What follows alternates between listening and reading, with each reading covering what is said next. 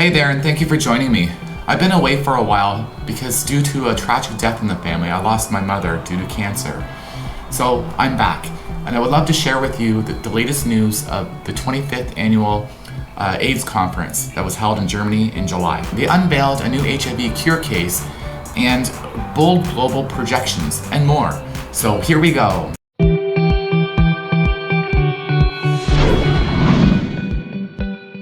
For the past 25 years, they have been holding an international AIDS conference where scientists, policymakers, and advocates get together to share the latest research on HIV and AIDS. The first reported case of AIDS in the US was in 1981.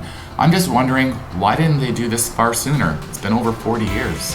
Here is why this is so important to have the conferences. UNAIDS highlighted the importance of taking bold action in the global response.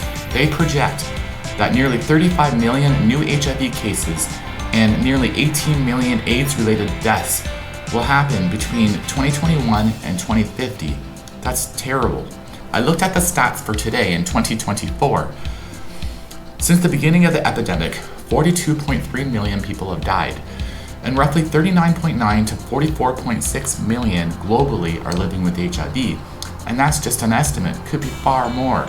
I was also reading about a trial for a vaccine, which would be an injection once every 6 months to protect you from getting HIV.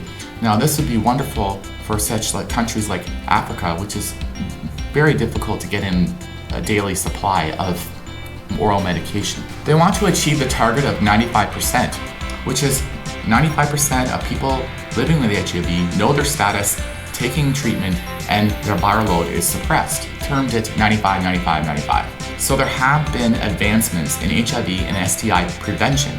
Have you ever heard of the drug called doxy-PEP? It is taken within 24 to no longer than 72 hours after having condomless sex.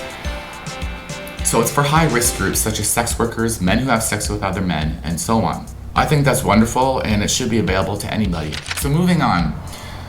The 7th person to be cured of HIV is a little different from the rest. Yes, they all had stem cell transplants, but this one had a single mutation called CRR5 Delta 32. This is an adult male who had both leukemia and HIV. He received a cell transplant for the disease in late 2015, and then he stopped treatment in late 2018. So for over 5.5 years, he remained in HIV remission, which is fantastic. Now they have a larger pool of donors they can reach from because they just need one mutation, not two. This would definitely help with future gene therapy and research-based HIV cure strategies. A study from the Netherlands suggests they should stop doing PrEP screening and STI screening once every 3 months and do it once every 6 months. They think it would be less of a burden on the patient and people may be more likely to show up, and I guess it will not affect the STI rates. So who knows? So we've come a long way, and there's much more that needs to be done. I'm happy to share this info with you all, and I hope that you took away something and you got something out of it. Now, I've been doing these vlogs for a long time now because I'm HIV positive, and it does affect my life and everyone else who has it or people around you could. But cancer is an ugly thing, and when will there ever be a cure? Losing my mother in such a short period of time, people are dying every day due to all these diseases and cancers. So I hope you took away something from this and got some info, and I hope you enjoyed the video. And please remember to like and subscribe if you haven't already. Tap the notification bell. Until next time, Michael K here. Take care, everyone.